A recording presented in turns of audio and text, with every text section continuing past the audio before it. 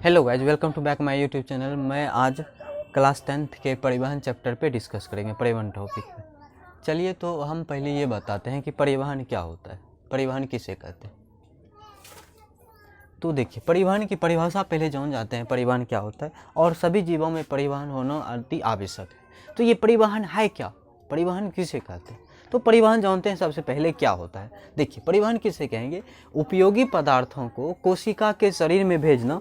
जो उपयोगी पदार्थ रहेगा उन सभी पदार्थ को क्या करना, कोशिका के शरीर में भेजना। लेकिन कोशिका के शरीर में भेजेंगे तो वो किसके द्वारा भेजेंगे, तो मूल स्रोतों के द्वारा भेजेंगे या मूल तंत्रों के द्वारा। तो क्या होगा इसका परिभाषा, उपयोगी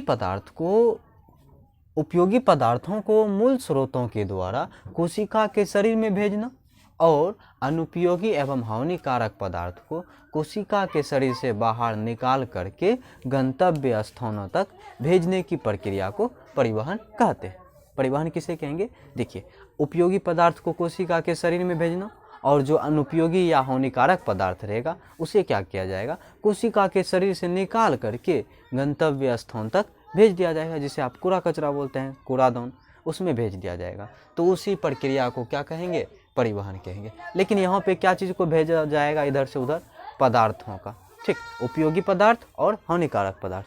तो ये उपयोगी एवं हानिकारक पदार्थ को जो मशीन इधर से उधर लेके जाता है या जिस तंत्र के द्वारा पदार्थ का परिवहन होता है उस तंत्र को क्या बोलेंगे।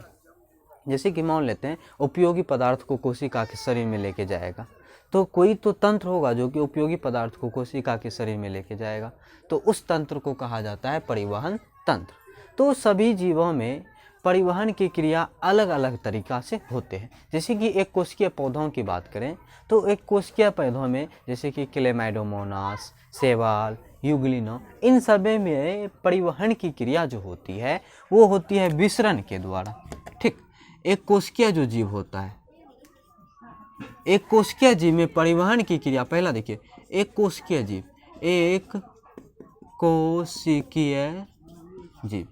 कोशिकीय जीव में परिवहन की क्रिया किसके द्वारा होगा, विसरण के द्वारा। लेकिन जो बहुकोशिकीय जीव होगा, जो बहुत लंबा लंबा पेड़ पौधे होंगे, उन सभी में परिवहन की क्रिया तो इसके द्वारा, विसरण के द्वारा संभव नहीं है, क्योंकि वो तो बहुत बड़ा ऊंचा लंबा होता है, तो उसमें विसरण प्रक्रिया के द्वारा संभव नहीं है परिवहन। तो जो बहुत बड़ा वृक्ष होते हैं, जो बहुत लंबा वृक्ष होते हैं, बहुकोशिकीय पौधे, उसमें परिवहन कैसे होगा।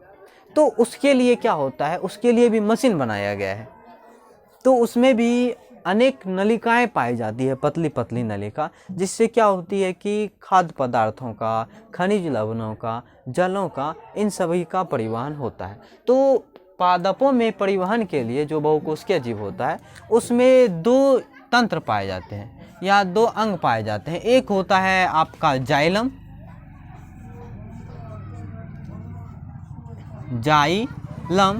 और दूसरा आपका होता है फ्लोएम। चलिए, तो जाइलम क्या करता है और फ्लोएम क्या करता है, ये दोनों मुख्य रूप से किस में पाए जाते हैं, पादपों में पाए जाते हैं। और ये पादपों में पाए जाते हैं तो इसका काम क्या है, इसका काम है खाद्य पदार्थों का परिवहन करवाना। तो अब हम ये जानेंगे कि जाइलम क्या है और फ्लोएम क्या है, इसका काम क्या होता है और ये क्या क्या करता है, तो इसके बारे में जानते हैं। देखिए, जब खाद्य पदार्थों का स्थानांतरण होता है तो उसे कहा जाता है पदार्थों का स्थानांतरण। तो चलिए हम सबसे पहले ये जानेंगे जाइलम क्या होता है। जाइलम जो है एक जल संवहन उत्तक है। ठीक, जाइलम क्या है, जल संवहन उत्तक है, जबकि फ्लोएम क्या है, खाद्य पदार्थ को परिवहन करने वाला उत्तक है। ठीक, तो चलिए हम जाइलम और फ्लोएम के बीच विभेद कुछ जान जाते हैं। ठीक, उसके बाद हम आगे पढ़ेंगे। तो जाइलम, देखिए, जाइलम में पाए जाने वाली कोशिका जो होती है, जाइलम की बात कर रहे हैं, इसमें हम 4-5 अंतर बताएंगे। जाइलम में पाए जाने वाली कोशिका जो होती हैं ये मृत कोशिका होती है। ठीक, जाइलम में पाए जाने वाली कोशिका कैसा होता है, मृत होता है, जबकि फ्लोएम में पाए जाने वाली कोशिका क्या होती है, जीवित होती है। तो ये पहला अंतर हो गया, जाइलम की कोशिका मृत, फ्लोएम की कोशिका जीवित होती है। दूसरा अंतर देखते हैं। दूसरा अंतर क्या है कि जैसे जाइलम, जैसे जल एवं खनिज लवण, या तो खनिज पदार्थ।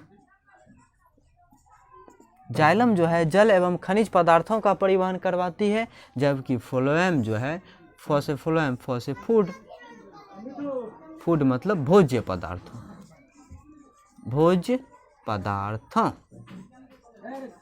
चलिए, तो हम बोल सकते हैं जाइलम जो है जल एवं खनिज पदार्थों का परिवहन करवाती है, जबकि फ्लोएम जो है भोज्य पदार्थों का परिवहन करवाती है। तो अब तीसरा अंतर देखते हैं। तीसरा अंतर क्या है? जाइलम में क्या होती है, खनिज पदार्थ, जल एवं खनिज पदार्थों का परिवहन जड़ से ऊपर की ओर, ठीक, जड़ से किधर, ऊपर की ओर परिवहन होती है।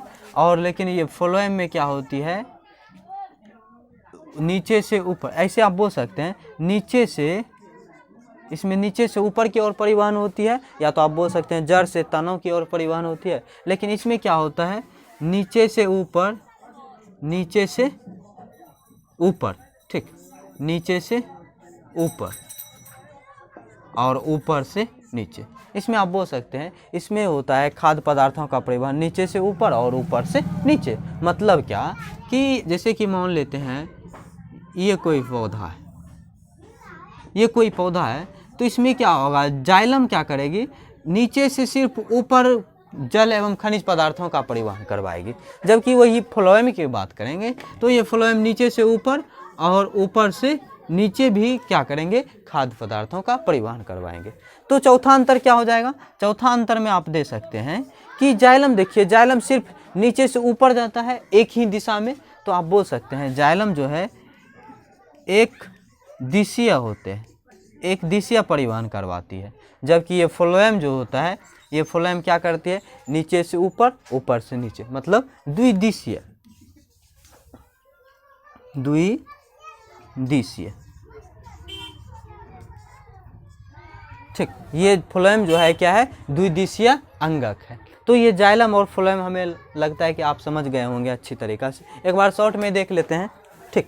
चलिए, तो शुरू से देख लेते हैं। परिवहन किसे कहेंगे? उपयोगी पदार्थों को मूल स्रोतों के द्वारा कोशिका के शरीर में भेजना और अनुपयोगी एवं हानिकारक पदार्थ को कोशिका के शरीर से बाहर निकाल करके गंतव्य स्थान तक भेजने की प्रक्रिया को परिवहन कहते हैं। लेकिन ये सभी पदार्थ जो होता है, जिस तंत्र के द्वारा परिवहन करता है, उस तंत्र को परिवहन तंत्र कहते हैं। तो पादपों में परिवहन, पादपों में परिवहन जो होता है, ये पादप में भी दो तरह के किस्म के जीव पाए जाते हैं।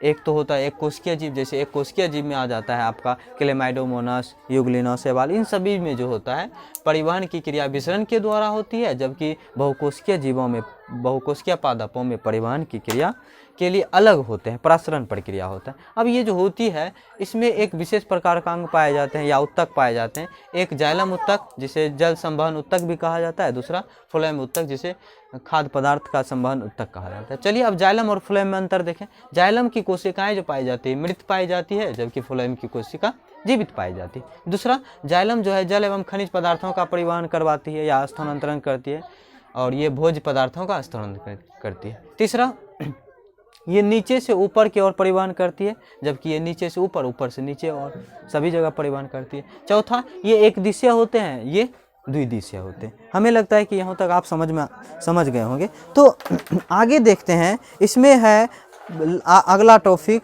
वाष्पो उत्सर्जन। वाष्पो उत्सर्जन क्या होता है? ट्रांसपीरेशन, वाष्पो उत्सर्जन। तो हम इसे मिटा देते हैं। स्क्रीनशॉट लेना चाहते हैं तो ले सकते हैं।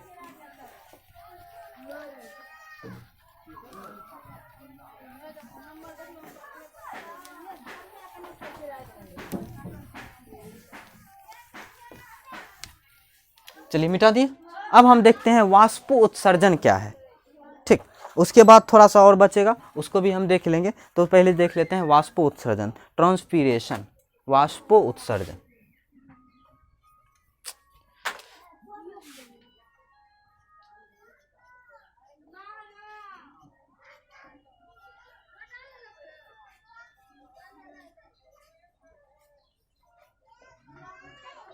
ट्रांसपीरेशन इसका इंग्लिश होता है, वाष्पोत्सर्जन का इंग्लिश ट्रांसपीरेशन।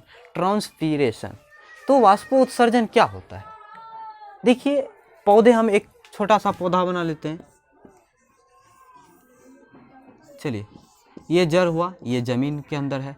तो देखिए ये जड़ जो है ये ज़मीन के अंदर है, तो इसे आप बोल सकते हैं अवायवीय भाग, और ये ज़मीन के ऊपर है तो इसे आप बोल सकते हैं वायुला भाग। तो पौधे के वायवीय भाग ये हुआ, और ये हुआ अवायवीय भाग।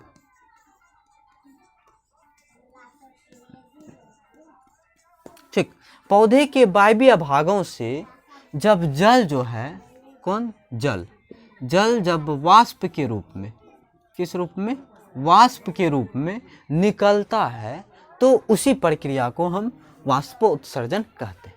तो वाष्पोत्सर्जन किसे कहेंगे, बहुत आसान, ट्रांसपीरेशन किसे कहेंगे, जब पौधे के वायवीय भाग से जल का वाष्प के रूप में निकलने की प्रक्रिया को वाष्पोत्सर्जन कहते हैं। बहुत आसान परिभाषा है, तो ये याद रखिएगा। ठीक, वाष्पोत्सर्जन किसे कहेंगे, पौधे के वायवीय भागों से जल का वाष्प के रूप में निकलने की प्रक्रिया को वाष्पोत्सर्जन कहते हैं। क्या होगा इसमें, जल जो है किस रूप में निकलेगा, वाष्प के रूप में, वाष्प के रूप में निकलने की प्रक्रिया ही क्या कहलाता है, वाष्पोत्सर्जन कहलाता है। तो यहाँ तक समझ में आ गया होगा। चलिए तो आगे देखते हैं पौधों में क्या होता है, परिवहन कैसे होता है। पौधों में परिवहन जो होता है, खाद्य पदार्थ का परिवहन एक तंत्र के द्वारा होता है, जो कि खाद्य पदार्थ का परिवहन की बात करते हैं। तो वो तंत्र के द्वारा जो होता है, उस तंत्र का नाम है क्या, फ्लोएम उत्तक। तो फ्लोएम उत्तक में क्या होता है, मान लेते हैं कहीं जहाँ पे ज़्यादा मात्रा में भोजन होगा, ठीक, खाद्य पदार्थ ज़्यादा मात्रा में होगा, अर्थात उसे आप बोल सकते हैं अधिक सांद्रता वाले क्षेत्र, अधिक सांद्रता वाले क्षेत्र। तो जहाँ पे ज़्यादा मात्रा में खाद्य पदार्थ होगा उसे आप अधिक सांद्रता वाले क्षेत्र कहते हैं, और उसी क्षेत्र को, अधिक सांद्रता वाले क्षेत्र को कहा जाता है संभरण सिरे, संभरण सिरे। ठीक, और जो कम सांद्रता वाले क्षेत्र होता है, जहाँ पे कम खाद्य पदार्थ रहता है या कम सांद्रता वाले क्षेत्र, कम सांद्रता वाले क्षेत्र को क्या कहा जाता है, जैसे कि अधिक सांद्रता वाले क्षेत्र को संभरण सिरे कहते हैं, तो कम सांद्रता वाले क्षेत्र को क्या बोलेंगे, उपभोग सिरे,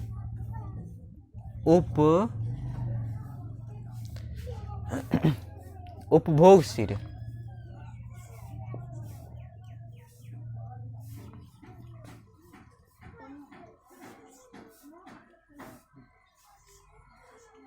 उपभोग